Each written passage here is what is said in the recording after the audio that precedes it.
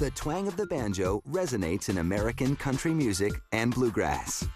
But this down-home sound actually has its roots in Africa. Slaves brought to America wanted something that sounded like the instruments from home. So they devised the banjo, and the rest is music history.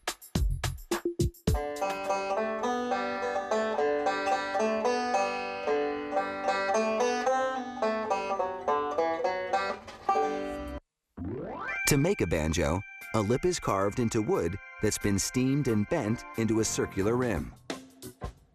The rim is carefully measured. It must be a perfect fit for this metal tone ring.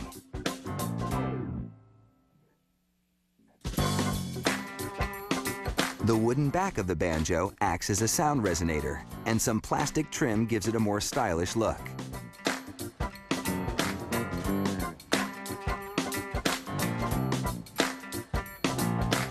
A chemical accelerator helps the glue dry so the plastic trim adheres almost instantly.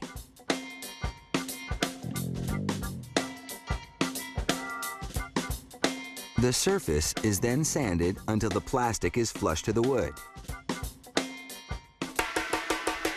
This long piece of wood will become the banjo's neck. Using a table saw, an artisan cuts a long slot into the neck so that a metal adjusting rod can be installed later.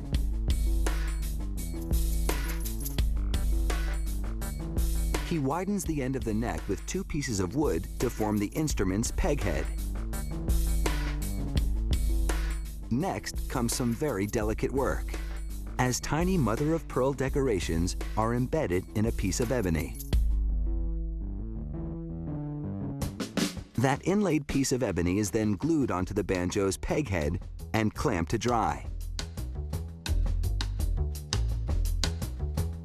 Now, it's over to a saw with 22 blades. A long piece of ebony is passed over those blades to make the banjo's fret slots. This is the banjo's fingerboard. Once it's been adorned with more inlaid decorations, the fingerboard is glued onto the banjo neck.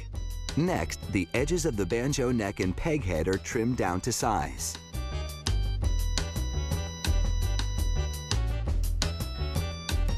Using this router, artisans give the back and sides of the banjo neck smoother contours.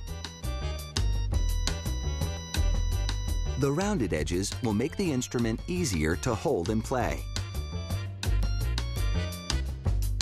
They finalize the shape of the neck with a rasp, then give it a thorough sanding.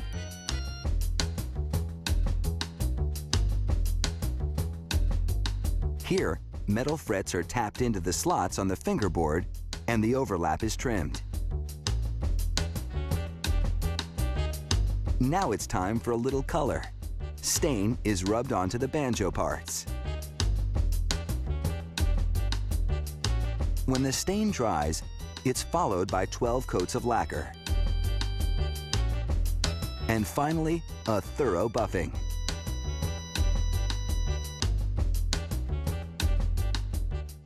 Now, all the pieces come together, beginning with the pre-fitted tone ring and wooden rim.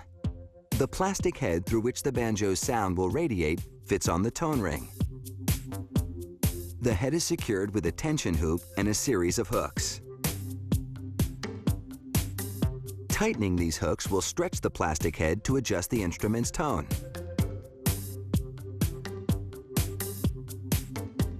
The banjo neck and its peg head are attached and secured with metal rods.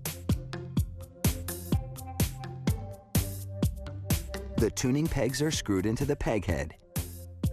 Then the banjo's strings are attached and tightened.